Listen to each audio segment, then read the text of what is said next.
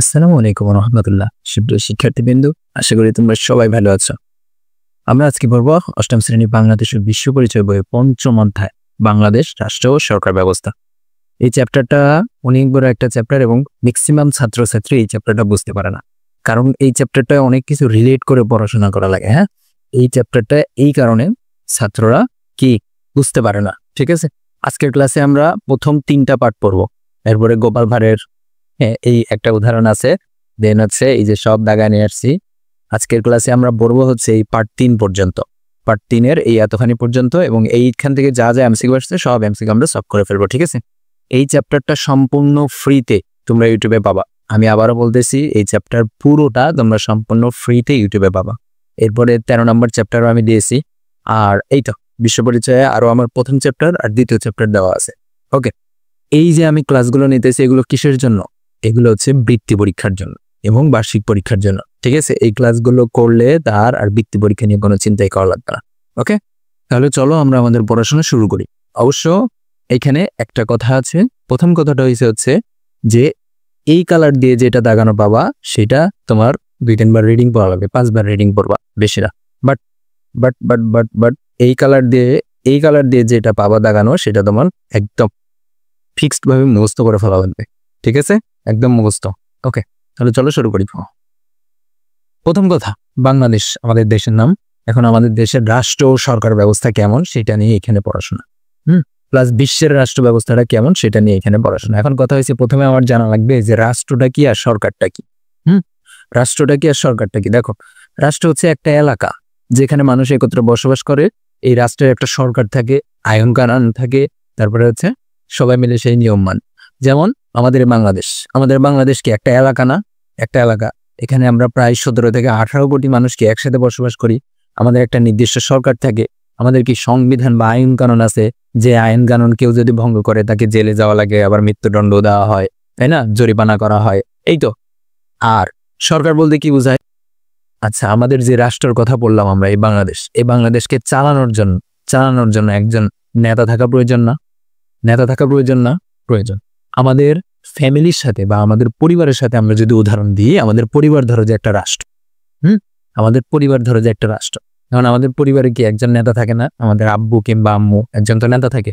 তুমি নেতাকে সরকারের সাথে তুলনা করতে পারো। ঠিক আছে, আমাদের নেতা, আমাদের আব্বু আম্মু কি করে? আমাদের পরিবারটাকে পরিচালনা করে, তারপরে পরিবারটার ভিতরে সুশৃঙ্খলতা বজায় রাখে, দায়িত্ব নেয়, সকল দায়িত্ব নেয় পরিবারের সকলের, তাই না?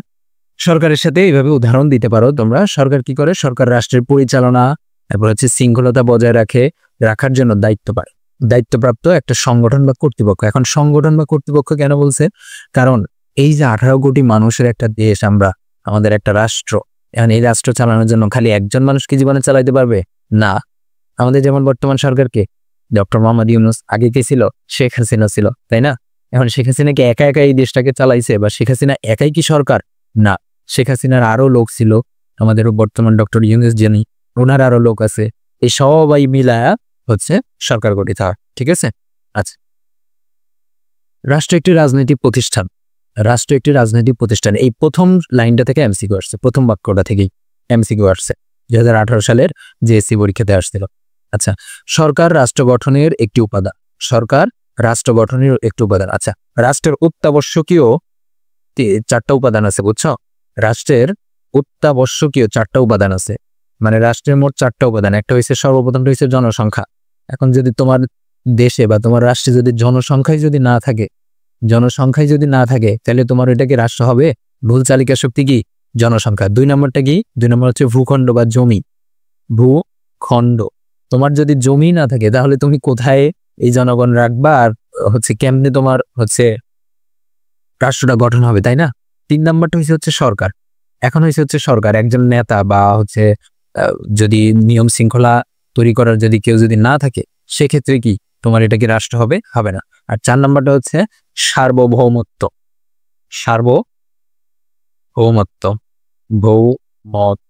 সার্বভৌমত্ব বলতে কি বলতেছে?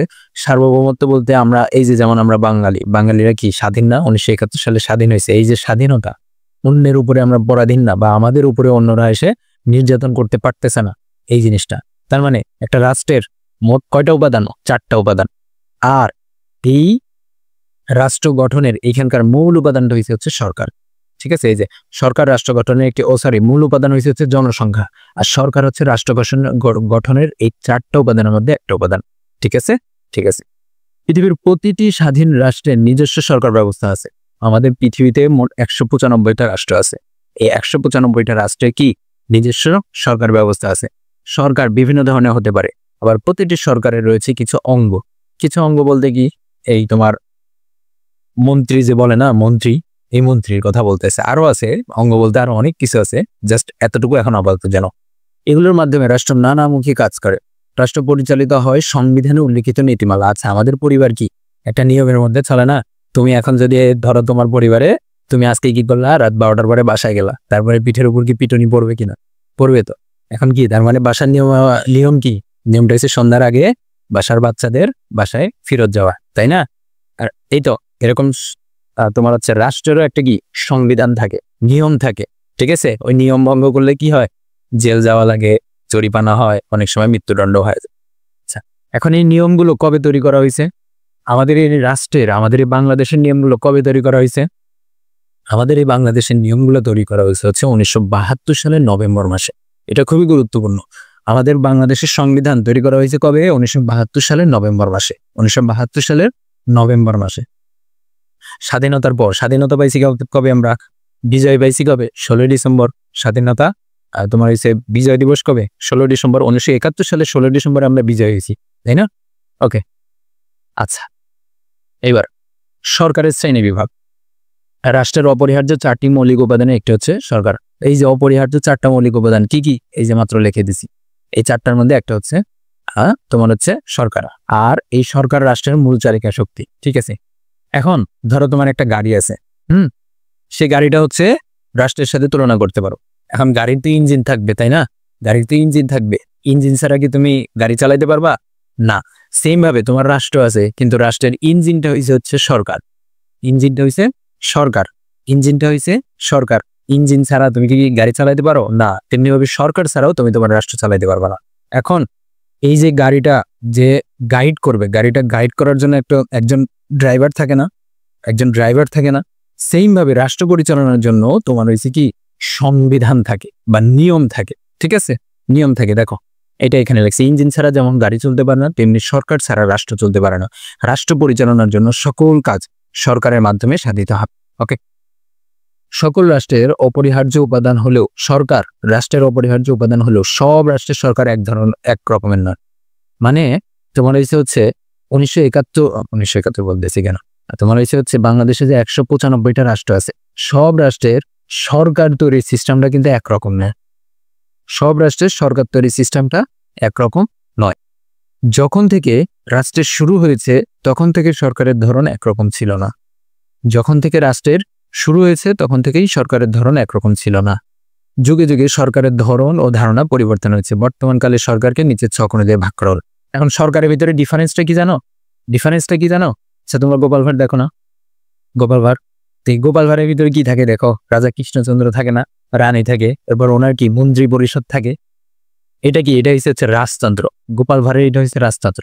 এখন আমাদের বাংলাদেশে কি কোনো রাজা আছে? না। আমাদের বাংলাদেশে কি কোনো রাজা আছে? না। আমাদের বাংলাদেশের সিস্টেম কি প্রধানমন্ত্রী সিস্টেম, তাই না? মানে হচ্ছে প্রজাতন্ত্র সিস্টেম। আমাদের বাংলাদেশের সিস্টেমটা কি? আমাদের বাংলাদেশের সিস্টেম হচ্ছে প্রজাতন্ত্র সিস্টেম বা গণতন্ত্র। এই যে রাজরাজাদের, এই গোপাল ভাঁড়ের যে রাজরাজাদের, এখানে রাজার বিপক্ষে কেউ কোনো কথা বলতে পারে না। রাজার বিপক্ষে কেউ কোনো কথা বলতে পারে না। কিন্তু সরকার, আমাদের বাংলাদেশের যেরকম প্রধানমন্ত্রী সিস্টেম, এইখানে কি সরকারের বিপক্ষে মানুষজন কথা বলতে পারে। ঠিক আছে, আচ্ছা, সরকারকে প্রধানত কয়টা ভাগে ভাগ করা হয়? মূলত 2 ভাগে। একটা হচ্ছে গণতন্ত্র, আর একটা হচ্ছে একনায়কতন্ত্র। এই একনায়কতন্ত্রটা হয়েছে এই যে গোপাল ভাঁড়ের উদাহরণ দিলাম না, এইটা একজন নায়ক থাকে, শুধু তার কথা পুরো দেশ মান্য করে, সেটা হচ্ছে একনায়কতন্ত্র। আর গণতন্ত্র বলতে কি? গণতন্ত্র বলতে হচ্ছে গণের তন্ত্র। গণ বলতে কি? জনগণের কথা বলতেছে, জনগণের তন্ত্র। জনগণ যাকে সরকার হিসেবে মানবে সেই সরকার হবে, সেটা হচ্ছে গণতন্ত্র। তার মানে সরকারকে প্রধানত কয় ভাগে ভাগ করা হয়? একটা হচ্ছে গণতন্ত্র, একটা হচ্ছে একনায়কতন্ত্র। বড় আমার সাথে সাথে বড় ফেলো। সরকারকে কয় ভাগে ভাগ করা হয়? 2 ভাগে। একটা হচ্ছে গণতন্ত্র, একটা হচ্ছে একনায়কতন্ত্র। ঠিক আছে, ঠিক আছে।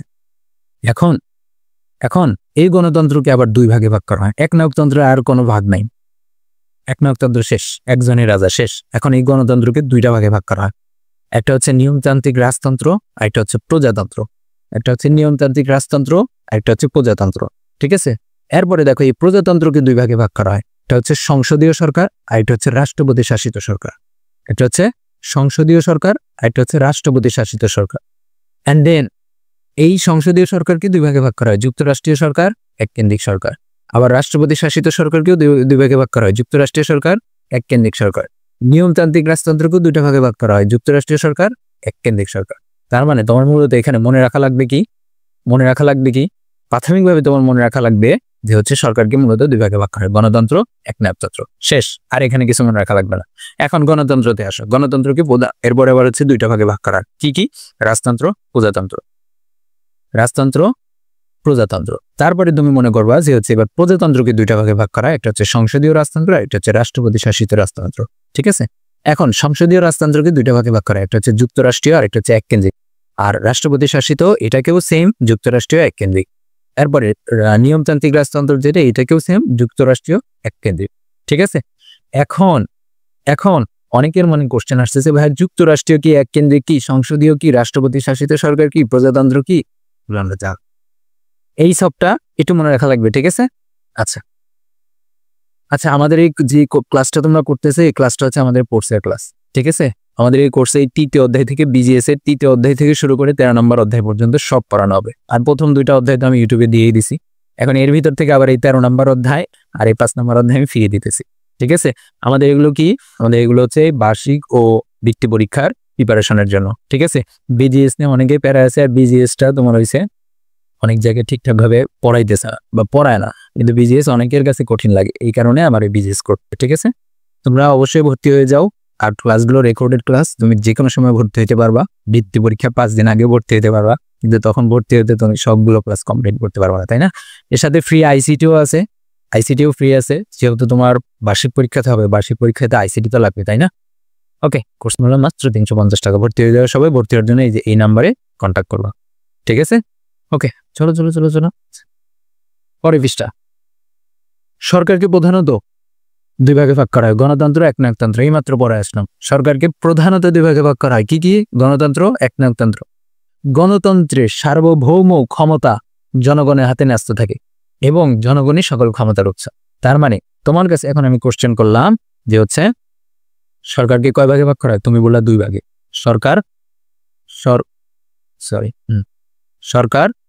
সরকারকে দুই ভাগে ভাগ করা হয়, কি, এটা হচ্ছে গণতন্ত্র, আর এটা হচ্ছে একনায়কতন্ত্র, ঠিক আছে।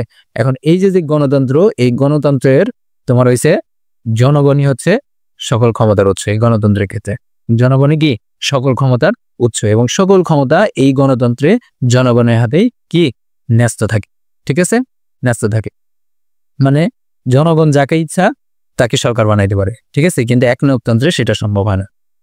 এরপরে চলো, জনগণ তাদের পছন্দের রাজনৈতিক দল বা ব্যক্তিকে ভোট দিয়ে জয়যুক্ত করে, নির্বাচিত প্রতিনিধিরা সরকার গঠন ও রাষ্ট্র পরিচালনা করে, ঠিক আছে। পৃথিবীর অধিকাংশ দেশে এই ধরনের সরকার রয়েছে। অন্যদিকে একনায়কতন্ত্র হচ্ছে এক ব্যক্তি বা এক দলের শাসন, যেটা আমি পড়ে আসলাম, এক ব্যক্তি বা এক দলের শাসন। এতে জনগণের অধিকার ও মতামতের কোনো স্বীকৃতি থাকে না। এতে একনায়ক বা এক দলের ইচ্ছা অনিচ্ছা দ্বারা রাষ্ট্র পরিচালিত হয়, ঠিক আছে। তার মানে এই যে এখানে যে আমরা যে ভাগ করে আসলাম, কোথায় গেল, একটু দাঁড়াও, এখানে যে আমরা যে ভাগটা যে পড়লাম, এখানে যে ভাগ করলাম, এই প্রথম ভাগটা ছিল গণতন্ত্র। গণতন্ত্র কি সকল ক্ষমতার উৎস, কি গণতন্ত্রে জনগণ, আর একনায়কতন্ত্রে একজন, ঠিক আছে, বা একটা দল, নির্দিষ্ট একটা দল। এরপরে আসো, ক্লাস লেন্থ বড় হয়ে যাইতেছে। আচ্ছা, এতে জনগণের অধিকার। আচ্ছা, 2 নম্বর, রাষ্ট্রপ্রধানের ক্ষমতার উপর ভিত্তি করে সরকারকে দুই ভাগে ভাগ করা হয়। এটা হচ্ছে রাজতান্ত্রিক সরকার, আর এটা হচ্ছে প্রজাতান্ত্রিক সরকার। রাষ্ট্রপ্রধানের ক্ষমতার উপর ভিত্তি করে সরকারকে দুই ভাগে ভাগ করা হয়, একটা হচ্ছে রাজতান্ত্রিক সরকার, একটা হচ্ছে প্রজাতান্ত্রিক সরকার। যে সরকার ব্যবস্থায় রাষ্ট্রপ্রধান উত্তরাধিকারী সূত্রে ক্ষমতা লাভ করে তা হচ্ছে রাজতন্ত্র। রাজতন্ত্র তার মানে কি, তুমি বলো রাজতন্ত্র কি। রাজতন্ত্র বলতে হচ্ছে সরকার ব্যতীত সরকার ব্যতীত বলছি কেন, যে সরকার ব্যবস্থায় রাষ্ট্রপ্রধান উত্তরাধিকারী সূত্রে, উত্তরাধিকার সূত্র মানে কি, ওর বাপ ছিল সরকার, এখন সে কি উত্তরাধিকার হিসেবে ছেলেও হয়ে গেছে সরকার। এটাকে বলা হচ্ছে উত্তরাধিকার সূত্রে। যে সরকার ব্যবস্থায় রাষ্ট্রপ্রধান উত্তরাধিকার সূত্রে ক্ষমতা লাভ করে তাহলে হচ্ছে রাজতন্ত্র। বর্তমানে দু একটি ব্যতিক্রম ছাড়া সরাসরি রাজতন্ত্র সরকার খুব একটা নেই। তার মানে রাজতন্ত্র সরকার কয়টা আছে? এই একটা আছে সৌদি আরব, হ্যাঁ, এই একটা আছে হচ্ছে রাজতন্ত্র সরকার। আচ্ছা, কিন্তু বিশ্ব অনেক রাষ্ট্রে অতীত ঐতিহ্য ধরে রাখতে নিয়মতান্ত্রিক রাজতন্ত্র চালু আছে, যেমন গ্রেট ব্রিটেনে কি রাজতন্ত্র চালু আছে, ঠিক আছে? তার মানে গ্রেট ব্রিটেন ও সৌদি আরব এই দুই জায়গায় কি রাজতন্ত্র চালু আছে। রাজতন্ত্র এখনো কোথায় কোথায় চালু আছে? সৌদি আরব ও গ্রেট ব্রিটেন। রাজতন্ত্র কি? যে সরকার ব্যবস্থায় রাষ্ট্রপ্রধান উত্তরাধিকার সূত্রে ক্ষমতা লাভ করেন সেটাই কি, সেটা হচ্ছে রাজতন্ত্র, ঠিক আছে? আচ্ছা, অন্যদিকে জনগণের ভোটে যে সরকার, অন্যদিকে জনগণের ভোটে যে সরকার রাষ্ট্রপ্রধান নির্বাচিত হন সে সরকার হলো প্রজাতান্ত্রিক সরকার। প্রজাতান্ত্রিক তার মানে কি, জনগণের ভোটে যে সরকার নির্বাচিত হয় সেটা হচ্ছে প্রজাতান্ত্রিক সরকার, ঠিক আছে? এ ধরনের ব্যবস্থায় জনগণকে রাষ্ট্রের মালিক মানা হয়। প্রজাতান্ত্রিক সরকারে কি জনগণকে রাষ্ট্রের মালিক ধরা হয়। এখন দেখো এই যে একটা 1000 টাকার নোট, এই দেখো এখানে লেখা আছে না গণপ্রজাতন্ত্রী বাংলাদেশ সরকার। গণপ্রজাতন্ত্রী বাংলাদেশ সরকার মানে কি, যে সরকারটা তোমার হচ্ছে গঠিত হয়েছে বাংলাদেশে উনি হচ্ছে গণপ্রজাতন্ত্রী, মানে হচ্ছে জনগণের ভোটে উনি নির্বাচিত হয়েছে, ঠিক আছে? ঠিক আছে, এবার আসো ক্ষমতা বন্টনের নীতির উপর ভিত্তি করে গণতান্ত্রিক সরকারকে আবার দুই ভাগে ভাগ করা। একটা হচ্ছে এককেন্দ্রিক সরকার, আরেকটা হচ্ছে যুক্তরাষ্ট্রীয় সরকার। ওই যে একটু আগে ছিল এককেন্দ্রিক সরকার, যুক্তরাষ্ট্রীয় সরকার। কিসের উপর ডিপেন্ড করে? ক্ষমতা বন্টনের নীতির উপর ডিপেন্ড করে। এটা তোমার মুখস্থ করা লাগবে। কিসের উপর ডিপেন্ড করে? কিসের উপর ভিত্তি করে গণতান্ত্রিক সরকারকে দুই ভাগে ভাগ করা হয়েছে? একটা হচ্ছে ক্ষমতা বন্টনের উপর ভিত্তি করে, একটা হচ্ছে এককেন্দ্রিক সরকার, একটা হচ্ছে যুক্তরাষ্ট্রীয় সরকার। যে সরকার ব্যবস্থায় কেন্দ্রের হাতে ক্ষমতা ন্যস্ত থাকে তাকে বলা হচ্ছে এককেন্দ্রিক সরকার। এখন এককেন্দ্রিক সরকার বলতে কি বোঝাচ্ছে? যে সরকার ব্যবস্থায় ক্ষমতা সবগুলো তোমার হয়েছে ওই প্রধানমন্ত্রী বা ওই সরকারের প্রধানমন্ত্রী এবং তার যে চেলাপেলা, এই চেলাপেলার হাতে আছে, সেটা হচ্ছে এককেন্দ্রিক সরকার, ঠিক আছে? আর যুক্তরাষ্ট্রীয় সরকার বলতে কি বোঝাচ্ছে? যুক্তরাষ্ট্রীয় সরকার বলতে বোঝাচ্ছে হচ্ছে ক্ষমতাটা ভাগ হয়ে যায়, দুই ভাগ হয়ে যায়। কি? ক্ষমতাটা দুই ভাগ হয়ে যায়। একটা হচ্ছে কেন্দ্রীয় সরকারের কেন্দ্রীয় লোকদের হাতে থাকে, আরেকটা হচ্ছে প্রদেশের মধ্যে ক্ষমতা বন্টন করা হয়, আরেকটা কি প্রদেশের কাছে। তার মানে ক্ষমতাটা দুইটা ভাগে ভাগ হয়ে যায়। যুক্তরাষ্ট্রীয় সরকারে ক্ষমতাটা কি দুইটা ভাগে ভাগ হয়ে যায়। এগুলো মুখস্থ টপিক ভাইয়া, কিচ্ছু করার নেই। আমি বুঝতেছি তোমাদের পড়াটা ভালো লাগতেছে না, আমি বুঝতেছি, কিন্তু কিছু করার নেই, পড়া লাগবে তো, তাই না?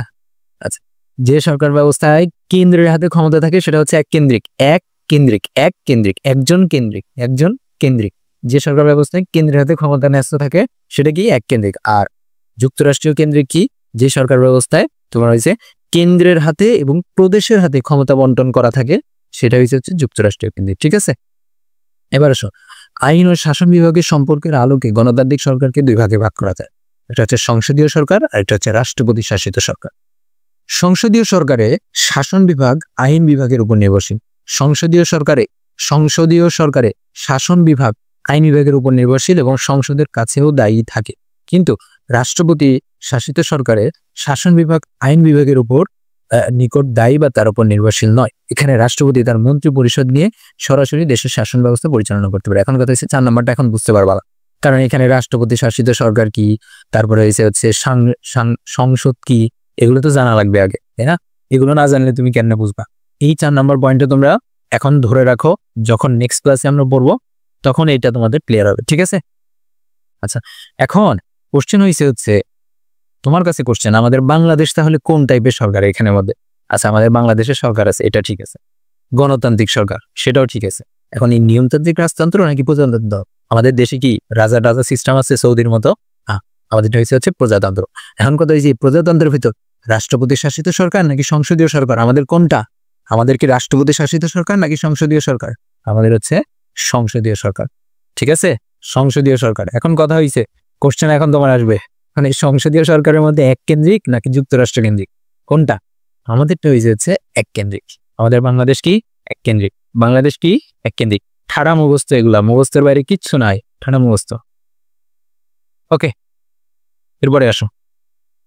পার্ট 2, বাংলাদেশ সরকার পদ্ধতি। বাংলাদেশ একটি গণতান্ত্রিক রাষ্ট্র, এই রাষ্ট্রে প্রজাতান্ত্রিক সরকার বিদ্যমান।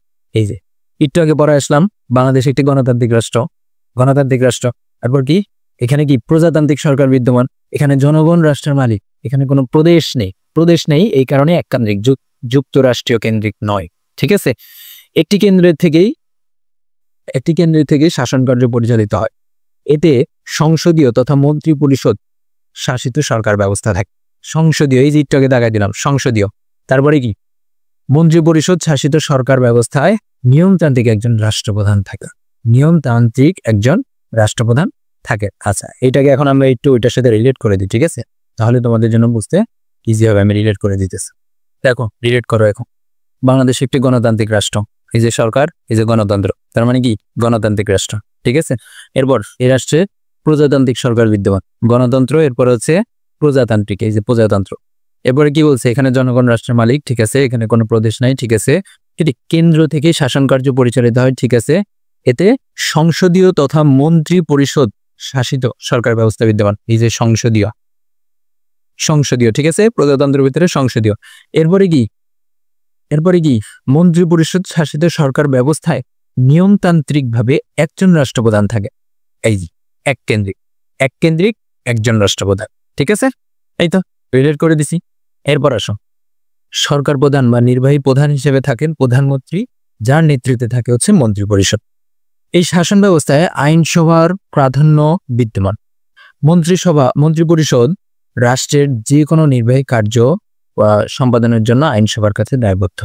আচ্ছা, সরকারের যে চেলাপেলা থাকে, চেলাপেলা বলি আমি, তো মানে তোমার হচ্ছে বিভিন্ন রকমের মন্ত্রী থাকে, একটা সরকারের বিভিন্ন রকমের মন্ত্রী থাকে। যেমন আমাদের শেখ হাসিনা সরকার ছিল, শেখ হাসিনা সরকারের মন্ত্রী কে ছিল, তোমার হচ্ছে রেলমন্ত্রী ছিল ওবায়দুল কাদের, তারপরে তথ্যমন্ত্রী ছিল, তারপরে হচ্ছে আইসিটি মন্ত্রী ছিল হচ্ছে পলক। এরকম প্রত্যেকটা প্রধানমন্ত্রী অনেকজন করে তোমার হচ্ছে মন্ত্রী থাকে, যারা বিভিন্ন দেশের এই যতগুলো কাজ থাকে এগুলো প্রত্যেকটা ইয়াকে আলাদা আলাদা করে ভাগ করে নেয়। ঠিক আছে, আচ্ছা, এই মন্ত্রী পরিষদ রাষ্ট্রের যে কোনো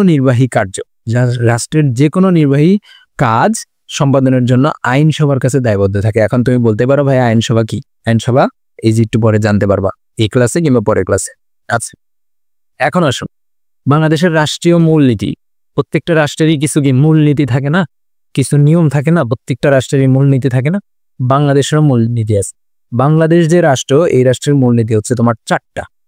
এই রাষ্ট্রের মূলনীতি হচ্ছে 4টা। 1972 সালে মূল সংবিধান এবং সংবিধানের 15 সংশোধনী অনুযায়ী বাংলাদেশের রাষ্ট্র পরিচালনার মূলনীতি সমূহ। আচ্ছা, সংবিধানের 15 সংশোধনী মানে কি, সংবিধানটা এখন পর্যন্ত বাংলাদেশের যে সংবিধান 1972 সালে তৈরি হয়েছে, সেই সংবিধান এখন পর্যন্ত 15 বার সংশোধন হয়েছে। 15 বার। ঠিক আছে, 15 বার না 17 বার। এটা এখন আমাদের এইখানে দেওয়া হচ্ছে 15 বার। ঠিক আছে, 15 সংশোধনী অনুযায়ী বাংলাদেশ পরিচালনার মূলনীতি সমূহ হলো 4টা। একটা হচ্ছে জাতীয়তাবাদ, একটা হচ্ছে গণতন্ত্র, সমাজতন্ত্র, ধর্মনিরপেক্ষতা। ঠিক আছে, তোমার সৃজনশীলে এইখান থেকে কোশ্চেন আসবে, যে একটা হচ্ছে জাতীয়তাবাদ, এরপর এটা কি, হচ্ছে গণতন্ত্র, তারপর এটা হচ্ছে সমাজতন্ত্র, তারপর এটা হচ্ছে ধর্মনিরপেক্ষতা। ঠিক আছে, ধর্মনিরপেক্ষতা। এখন জাতীয়তাবাদ কি, গণতন্ত্র কি? গণতন্ত্র তো পড়াইলে আমি, জনগণের মাধ্যমে যেই তন্ত্র নিয়ন্ত্রিত হয়। আর হচ্ছে সমাজতন্ত্র, ধর্মনিরপেক্ষতা। জাতীয়তাবাদ বলতে কি? জাতীয়তাবাদ বলতে বোঝাচ্ছে যে হচ্ছে একই ধরনের ভাষা, সাহিত্য, সংস্কৃতি বাঙালি জাতির মধ্যে সুদৃঢ় ঐক্য সৃষ্টি করেছে। তাই সংবিধানে বলা হয়েছে, একই ভাষা ও সংস্কৃতিতে আবদ্ধ বাঙালি জাতি যে ঐক্যবদ্ধ ও সংকল্পবদ্ধ সংগ্রাম করে বাংলাদেশের স্বাধীনতা ও সার্বভৌমত্ব অর্জন করেছে, সেই ঐক্য ও সংহতি হবে বাঙালি জাতীয়তাবাদের ভিত্তি। মানে কি, মানে এই যে তোমার 1972 সালে তোমার হচ্ছে 71 সালে কি হয়েছিল, যুদ্ধ হয়েছিল না? যুদ্ধের ভিতরে কি ধর্ম বর্ণ নির্বিশেষে সবাইকে এই যুদ্ধে অংশগ্রহণ করছিল, ঐক্যবদ্ধভাবে হয় কি সংগ্রাম করছিল, সংগ্রাম করে বাংলাদেশের স্বাধীনতা অর্জন করছিল, সার্বভৌমত্ব অর্জন করছিল। এই ঐক্যটাই হচ্ছে বাংলাদেশ জাতীয়তাবাদের ভিত্তি, বাঙালি জাতীয়তাবাদের ভিত্তি। ঠিক আছে, জাতীয়তাবাদ সম্পর্কে তোমার এখন কি জানো? তুমি জাতীয়তাবাদ সম্পর্কে তুমি এখন নর্মালি বলতে পারবা যে তোমার পরীক্ষার হলে যদি লেখা লাগে তখন তুমি কি বলবা? বলবা যে হচ্ছে একই ধরনের ভাষা, তারপরে হচ্ছে একই ধরনের ভাষার মানুষ কিন্তু বিভিন্ন ধর্মের, ধর্ম বর্ণ নির্বিশেষে বাঙালি জাতি যে ঐক্যবদ্ধভাবে সংকল্পবদ্ধভাবে সংগ্রাম করেছে, বাংলাদেশের স্বাধীনতা ও সার্বভৌমত্ব অর্জন করেছে, সেই ঐক্য ও সংহতিকেই মানে ওই ঐক্য ও সংহতি হবে হচ্ছে বাঙালি জাতীয়তাবাদের ভিত্তি। ঠিক আছে, জাতীয়তাবাদ শেষ, এবার আসো সমাজতন্ত্র। সমাজতন্ত্র বলতে কি? সমাজতন্ত্র বলতে হচ্ছে সমাজের প্রত্যেকটা মানুষ যাতে সমান সমান অধিকার পায়, সবকিছু সমান সমান পায়। ঠিক আছে, সবকিছু সমান সুযোগ পায়, সেটাই হচ্ছে সমাজতন্ত্র। সমাজতন্ত্র কি? দেখো, অর্থনৈতিক ক্ষেত্রে সমতা আনার মাধ্যমে সবার জন্য সমান সুযোগ সুবিধা নিশ্চিত করাই হলো সমাজতন্ত্রের মূল লক্ষ্য। সমাজতন্ত্রের মূল লক্ষ্য কি দিলে? সমাজতন্ত্রের মূল লক্ষ্য কি? অর্থনৈতিক ক্ষেত্রে সমতা আনার মাধ্যমে সবার জন্য সমান সুযোগ সুবিধা নিশ্চিত করা হলো সমাজতন্ত্রের মূল লক্ষ্য। ঠিক আছে, এরপরে শোষণমুক্ত, ন্যায় ভিত্তিক, সমতা ভিত্তিক সমাজ প্রতিষ্ঠার উদ্দেশ্যে সমাজতন্ত্রকে রাষ্ট্রের একটি মূলনীতি হিসেবে গ্রহণ করা হয়েছে। তার মানে দুইটা মূলনীতি অলরেডি পড়ে ফেলছি। 3 নম্বর মূলনীতি গণতন্ত্র। রাষ্ট্রের সকল কাজে নাগরিকের অংশগ্রহণ নিশ্চিত করাই হচ্ছে গণতান্ত্রিক রাষ্ট্রের মূলনীতি। মানে রাষ্ট্রের যত কাজ আছে, আমাদের এই রাষ্ট্রের যত কাজ আছে, সব কাজে যখন জনগণ অংশগ্রহণ করবে, জনগণের অংশগ্রহণ নিশ্চিত করা হবে, সেটাই হচ্ছে তোমার হচ্ছে গণতান্ত্রিক রাষ্ট্রের মূলনীতি। ঠিক আছে, আচ্ছা, এর মাধ্যমে নাগরিকদের মৌলিক মানবাধিকার ও স্বাধীনতা নিশ্চিত হবে, মানুষের মর্যাদা প্রতিষ্ঠিত হবে, ধর্মনিরপেক্ষতা। আচ্ছা, রাষ্ট্রের প্রতিটি মানুষ স্বাধীনভাবে যেন নিজ নিজ ধর্ম পালন করতে পারে, ধর্ম পালনে কেউ যেন বাধা প্রদান না করে। এরপর হচ্ছে এই লক্ষ্য সামনে রেখে ধর্মনিরপেক্ষতাকে রাষ্ট্রের মূলনীতি হিসেবে গ্রহণ করা হয়েছে। ধর্মনিরপেক্ষতা তার মানে রাষ্ট্রের যে 4টা মূলনীতি, এই 4টা মূলনীতি তোমার মুখস্থ করা লাগবে এবং প্রত্যেকটা মূলনীতির কি জিনিস সেটা তোমার বলতে পারা লাগবে। ঠিক আছে, এইখান থেকে কিন্তু সৃজনশীল আসবে, ঠিক আছে। এরপর উল্লিখিত মূলনীতিগুলো রাষ্ট্র পরিচালনার সকল ক্ষেত্রে অনুষ্ঠিত, প্রতিটি নাগরিকের উচিত এগুলো মেনে চলা। এছাড়া সংবিধান রাষ্ট্র পরিচালনার পবিত্র দলিল।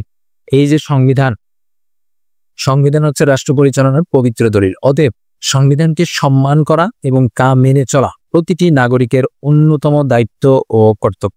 সংবিধানকে সম্মান করা এবং তা মেনে চলা প্রতিটি নাগরিকের অন্যতম দায়িত্ব ও কর্তব্য। ঠিক আছে, তার মানে রাষ্ট্র পরিচালনার পবিত্র দলিল কি? সংবিধান। রাষ্ট্র পরিচালনার পবিত্র দলিল কি? সংবিধান। আমাদের থিওরি পড়া শেষ, এখন আমরা এমসিকিউ সলভ করি। দেখো, একটু বড় করে নিই। রাষ্ট্র কোন ধরনের প্রতিষ্ঠান? রাষ্ট্র কোন ধরনের প্রতিষ্ঠান? রাষ্ট্র রাজনৈতিক প্রতিষ্ঠান। তারপর রাষ্ট্র গঠনে কোনটি প্রয়োজন? ধর্ম প্রয়োজন, কৃষি প্রয়োজন, পরিবহন প্রয়োজন, সরকার প্রয়োজন? মূলত প্রয়োজন হচ্ছে সরকার। রাষ্ট্র গঠনে সরকার প্রয়োজন। তারপর রাষ্ট্র কিভাবে পরিচালিত হয়? শাসন বিভাগের ভিত্তিতে, সংবিধানে উল্লেখিত নীতিমালার ভিত্তিতে, আইন বিভাগের ভিত্তিতে, বিচার বিভাগের ভিত্তিতে।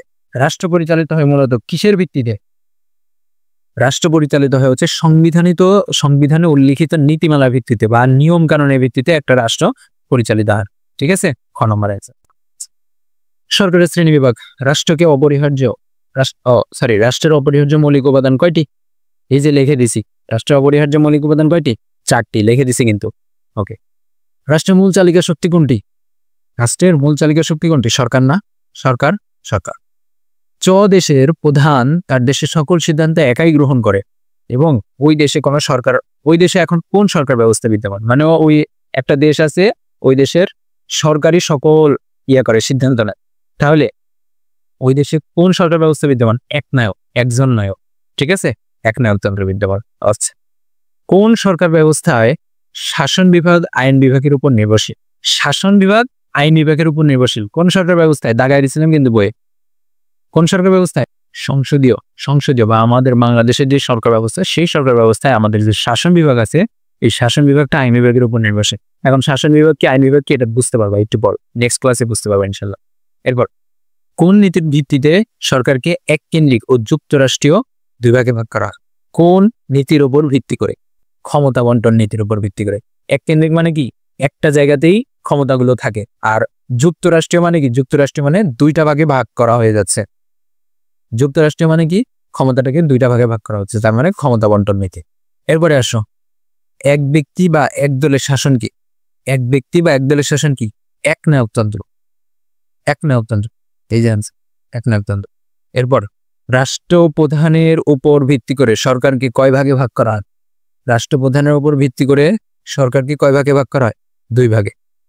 বাংলাদেশে কোন ধরনের সরকার ব্যবস্থা বিদ্যমান? বাংলাদেশে কোন ধরনের সরকার ব্যবস্থা? প্রজাতান্ত্রিক না? দেখাই দিয়ে আসলাম প্রজাতান্ত্রিক, তার মানে হবে হচ্ছে প্রজাতান্ত্রিক।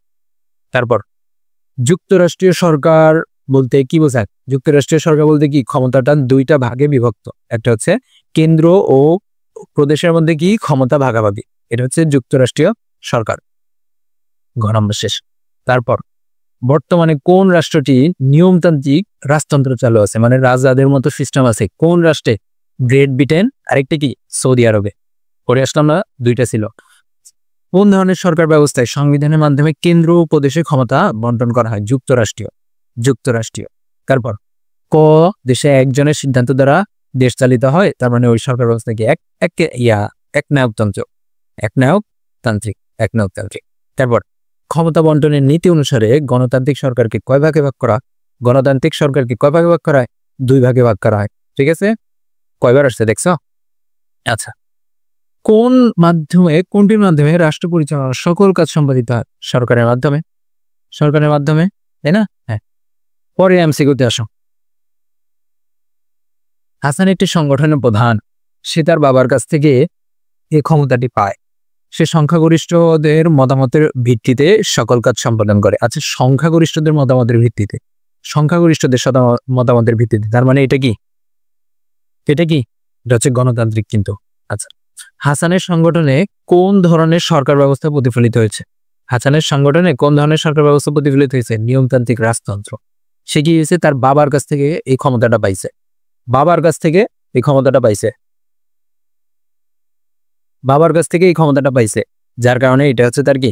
নিয়মতান্ত্রিক রাজতন্ত্র। গণতন্ত্র বলে ফেলছি ভুলবশত। নিয়মতান্ত্রিক রাজতন্ত্র হবে, গণতান্ত্রিক না কেটে। আচ্ছা, রাজন একটি ক্লাবের প্রধান, একটাই কোশ্চেন এখানে। রাজন একটি ক্লাবের প্রধান, তিনি বাবার কাছ থেকে পদটি পান, বাবার কাছ থেকে পদ পাইছে, তার মানে কি? তার মানে কি? নিয়মতান্ত্রিক রাজতন্ত্র। নিয়মতান্ত্রিক রাজতন্ত্র। আচ্ছা, তিনি সংখ্যাগরিষ্ঠ মতামতের ভিত্তিতে সব কাজ করেন।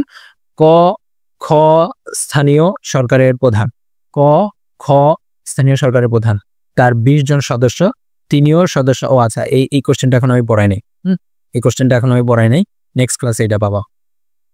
বাঙালি জাতীয়তাবাদের ভিত্তি কি? বাঙালি জাতীয়তাবাদের ভিত্তি কি? ভাষা ও সংস্কৃতির ভিত্তিতে, ভাষা ও সংস্কৃতির ভিত্তিতে ঐক্যবদ্ধতা। এই তো পড়ে আসলাম সংস্কৃতি, হ্যাঁ, জাতীয়তাবাদের ভিত্তি। চট্টগ্রাম বোর্ডে আসছে 19 সালে। এরপর জাতীয়তাবাদ বলতে কোন ধরনের ঐক্যকে বোঝায়? জাতীয়তাবাদ বলতে কোন ধরনের ঐক্যকে বোঝায়?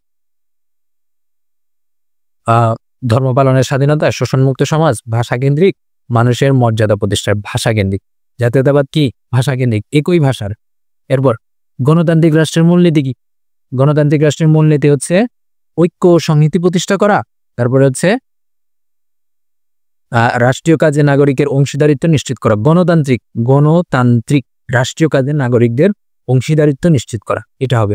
এরপর কিউ রাষ্ট্রটি সব নাগরিকগণ সমান সুযোগ ভোগ করেন, নাগরিকদের মধ্যে কোনো শ্রেণী বৈষম্য। এরপরে হচ্ছে শোষণমুক্ত সমাজ বিনির্মাণে কিউ রাষ্ট্রের শপথ। এরপর হচ্ছে কিউ রাষ্ট্রের রাষ্ট্রীয় কোন মূলনীতি অনুসরণ করা হয়েছে? কোন মূলনীতি অনুসরণ করা হয়েছে কি? আবার যদি বলি যে হচ্ছে সব নাগরিকরা সমান সুযোগ সুবিধা ভোগ করে, ঠিক আছে, নাগরিকদের মধ্যে কোনো শ্রেণী বৈষম্য নাই, ঠিক আছে, শোষণমুক্ত সমাজ বিনির্মাণে কিউ রাষ্ট্রের শপথ। আমি কিউ রাষ্ট্র, যে রাষ্ট্রটার কথা বলছি, এই রাষ্ট্রটা হচ্ছে শোষণমুক্ত সমাজ গড়ে। তার মানে এটা কি? এটা হচ্ছে গণতান্ত্রিক, তারপরে কি সমাজতন্ত্র, নিরপেক্ষতা, নাকি জাতীয়তাবাদ? জাতীয়তাবাদ। অ্যান্সার হবে হচ্ছে সমাজতান্ত্রিক। কারণ কি? কোনো শোষণ নাই, শোষণমুক্ত সমাজ কি? সমাজতান্ত্রিক ছিল না, বলছিলাম না? আচ্ছা, বাঙালি জাতীয়তাবাদের ভিত্তি কি? বাঙালি জাতীয়তাবাদের ভিত্তি কি? ঐক্য ও সংহতি। সংবিধানে 15তম সংশোধনী রাষ্ট্রের মূলনীতির সংখ্যা কত? এই যে 15তম সংশোধনীতে রাষ্ট্রের মূলনীতির সংখ্যা কয়টা? 4টা। কি কি? 4টা পড়ে আসলাম না? জাতীয়তাবাদ, এরপরে কি সমাজতন্ত্র, ধর্মনিরপেক্ষতা, আরেকটা ছিল। এই ছিল হচ্ছে আমাদের আজকের ক্লাস। ঠিক আছে, এই ছিল আমাদের আজকের ক্লাস এবং আশা করি আজকের ক্লাসটা ভালো লাগছে। আর যেহেতু কঠিন লাগতেছিল তোমাদের কাছে, এখন আশা করি এগুলো ইজি হয়ে গেছে। আমি দাগানো বইয়ের পিডিএফ গুলো দিয়ে দিব। পুরো চ্যাপ্টার শেষ করার পরে লাস্ট ক্লাসে তোমরা দাগানো বইয়ের পিডিএফ পেয়ে যাবা। ঠিক আছে, দাগানো বইয়ের পিডিএফ পেয়ে যাবা। তোমরা এই দাগানো অংশগুলো মুখস্থ করে ফেলবা, তাহলেই হয়ে যাবে। ঠিক আছে, আচ্ছা, তো আমাদের আজকের ক্লাস আমরা এখানে শেষ করি। আসসালামু আলাইকুম।